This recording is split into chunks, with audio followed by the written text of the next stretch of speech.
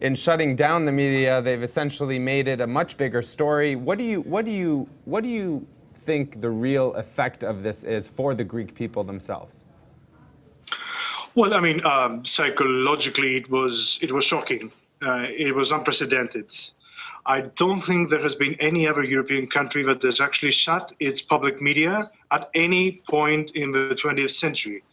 The first time that this happened is Greece here. Actually, Jean-Paul Philippot, the president of the European Broadcasters Union, which is providing the main link for the ERT, for the ERT's occupation to transmit at the moment, was here in the morning, and he said that not even during the fall of the Berlin Wall did the government of East Germany shut down its public media. It didn't even happen in the Second World War.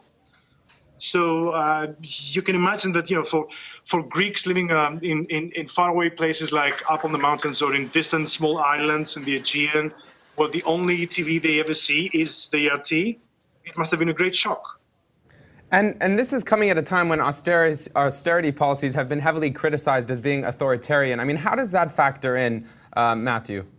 Absolutely. That's a great question. The question is, can you have that hard austerity, which results in an unemployment of 27% of the working population and up to 62% for young people up to the age of 35, and have democracy at the same time?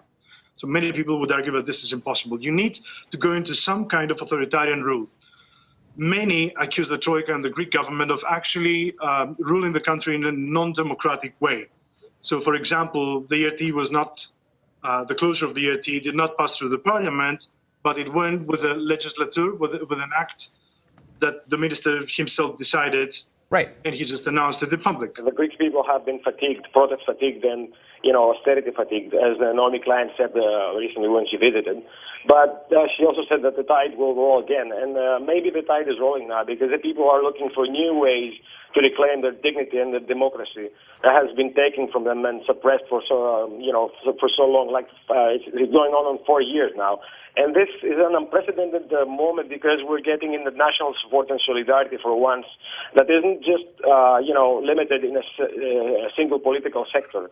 The whole umbrella of, people believing in democracy, progressive people are from the EBU all the way to the anarchists are supporting ERT and showing their solidarity in practical terms.